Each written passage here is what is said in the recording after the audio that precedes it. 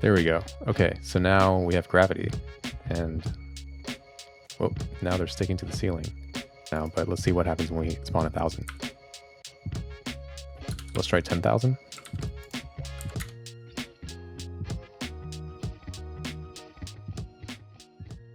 All right, so this is where we ended off last time, and we have successfully created a simulation of a single ball that is able to bounce off of the boundaries of the window.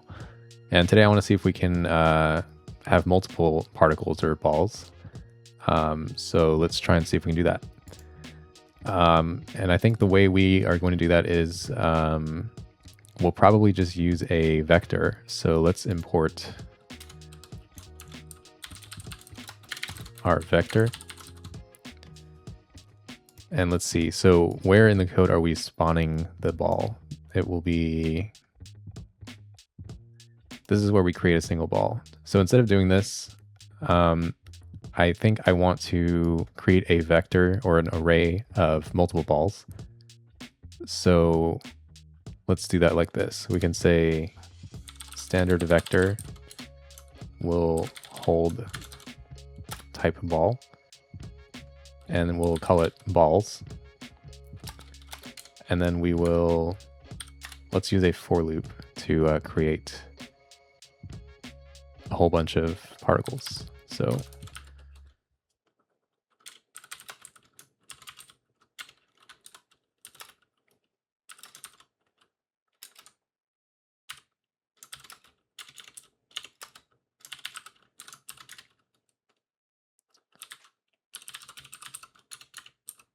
we'll use the pushback method to push a ball object, and this ball object we will give, we have to figure out, I want to make them spawn in random locations, not the same starting point every time. So I'm going to go back to the raylib library, and I'm pretty sure there is a function for random. Yeah, random value. So it is get random value with a minimum and a max. Okay. So let's,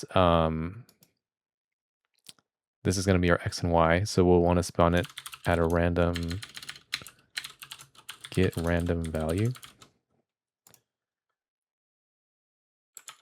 with min and max. So let's call our minimum, let's just do the X, we can do the width of the window. And then for the height, or for the Y, we can also just do the height. And our, I think this is the radius. Where did we define the struct? So XY, radius, and then velocity XY. So our radius will just keep consistent. We'll call it 10 pixels. And then our velocity, we can also do random. Oh, and then I think this needs to be a range. So it should be minimum 0 up to the width and then 0 up to the height. And then our velocity can be, let's say, between -5 and 5 for Vx, and then same thing for Vy. Okay, so that's a huge statement. So we are going to, we have a for loop that will loop 10 times, and we are going to basically push a ball into this vector called balls. And let's get rid of the initial ball that we're creating, and I think we'll just put this in the global namespace. How can I do that? No, we'll just leave it here in main. But now what we need to change is, let's see, maybe in our draw and update functions. So right now, update is taking a single ball, but we want to actually take in a vector of balls. And this will be a reference to the vector. And then for each and every ball inside of the ball, so we'll need to loop through every ball. So for ball in balls, we can do all of this. And I believe we need to do the same thing for draw. So let's just change the function signature to be the same. And then we don't need to clear the background for every ball that we're drawing, but we need to do this part in the loop. So we will do the same thing for ball. We will do the drawing. And I think this should work for now. Let's see if anything else. We need to pass in the balls vector here and here. And I think that should be good. So let's see.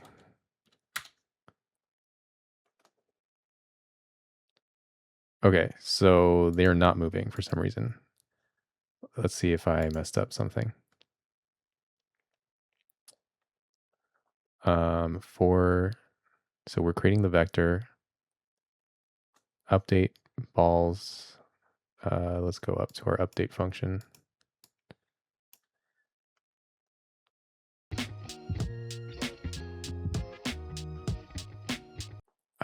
Okay. So this is a good C++ learning moment, I guess. Basically in this for loop, we are using type ball to select every ball inside of our vector. But what this is actually doing is creating a copy of every ball. So when we're modifying these objects, we're actually not like updating the correct object. So we actually need to use reference to every ball to make sure that we're actually modifying the objects that are inside of the vector. And I think we have to do that over here too. So let's see if that compiles and works. Okay, now we have a pretty awesome animation. So each one of these balls is a separate physics object, and they are interacting with the boundaries of the wall or the window. But what we haven't implemented yet is collision between the objects, which I think will be probably a separate video since that includes some pretty complex math. But for right now, I think this is pretty awesome. And let's see if we can add gravity to each of these balls. So what we can do is go back up to where we defined the struct for ball. And I think that we can add acceleration in the X dimension and acceleration in the Y dimension.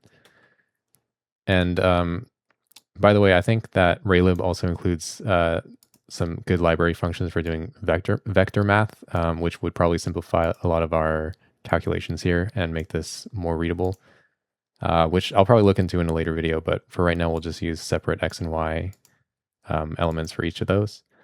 And we can also define a constant for gravity, which I will just let's just make it 1 for now. And also I think we need to make all of these const.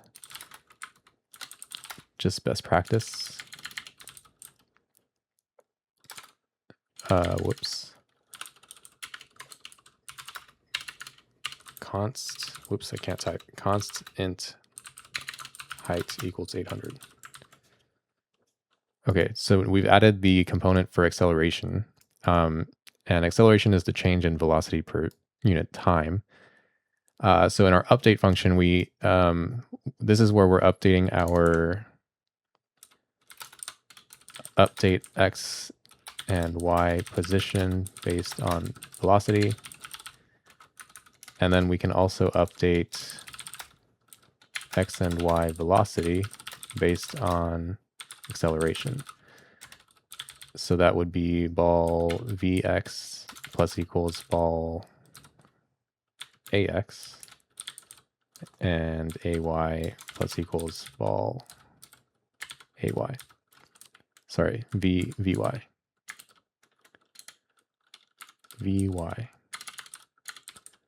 Wow, I cannot type today. All right, so let me also think about whether the order of these updates matters. So we're first updating position based on velocity, and then velocity will update every frame after that. I think that makes sense to me. And that might be everything that we need to update to add gravity. So I think that when we start our simulation, I would expect to see the balls basically start to fall down towards the bottom of the screen.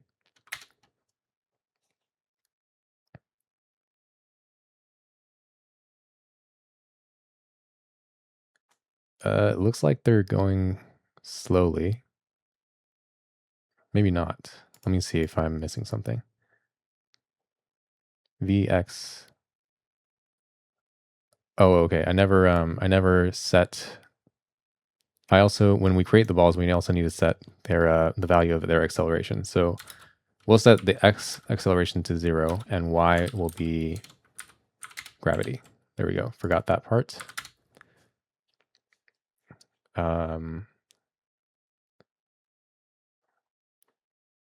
I forgot a comma here. Nope, I put this in the wrong spot. Is that correct?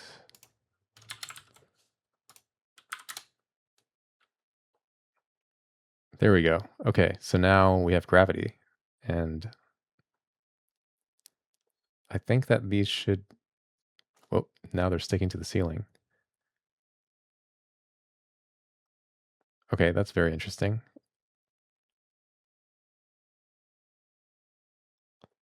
That seems like it shouldn't happen. I wonder if we're getting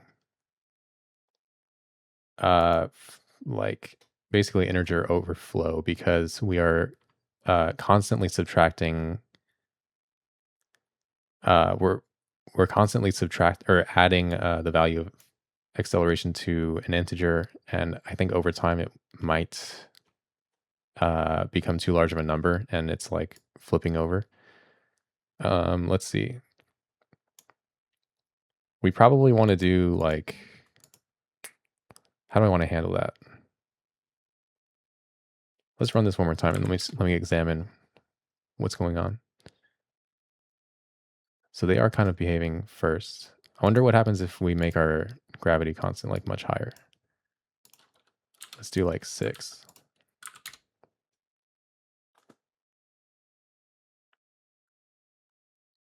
Okay, so that's even worse. I think one thing that we're not doing is there needs to be some sort of dampening force because we want to lose energy per every collision, unless we're trying to simulate perfectly elastic collisions. But there's definitely something wrong with our math here. I also think one thing is we can also just change all of these to float. I wonder if this will make any difference. I wonder if I have to change this anywhere else.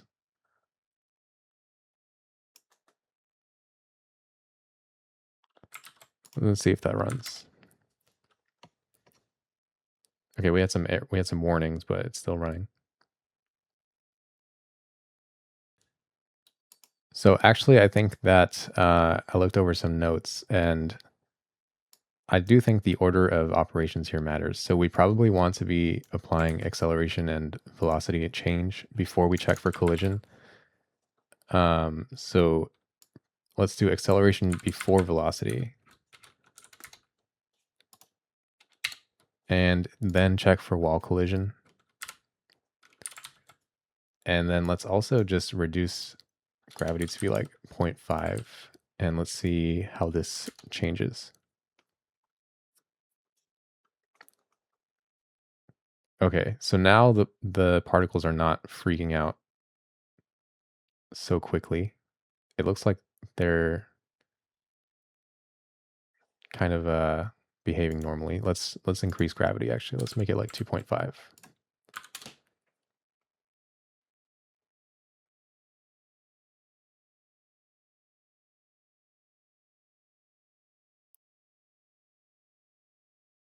Okay, that seems to be much more stable. And yeah, it seems like they do kind of settle towards the ground. One other problem is that they kind of slide around forever because we haven't added any like friction force, which we can think about adding later.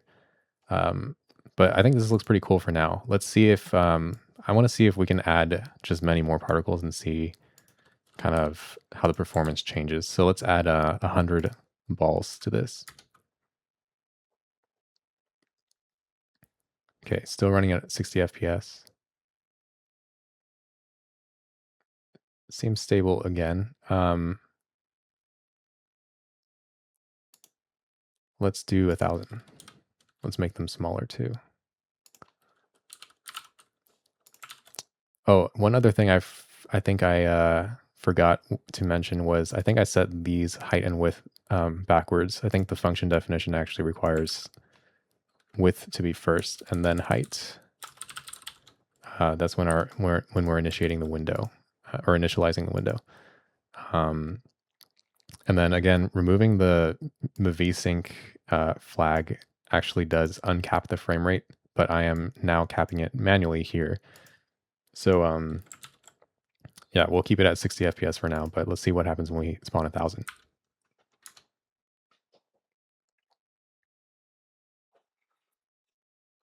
Okay, so we're still stable 60 FPS. I'm seeing an interesting like wave pattern. I wonder if that's just coincidence of the randomness of how we're spawning the balls. I wonder what happens if we what if we give this a bigger range for our velocities? Let's try 2,000.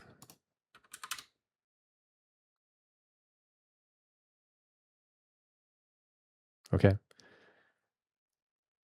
Still seems to be pretty stable at 60 FPS. And they still seem to be decaying towards the ground, which is good.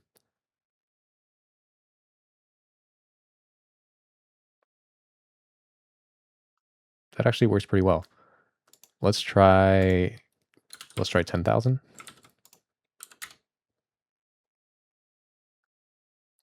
Okay, so now we are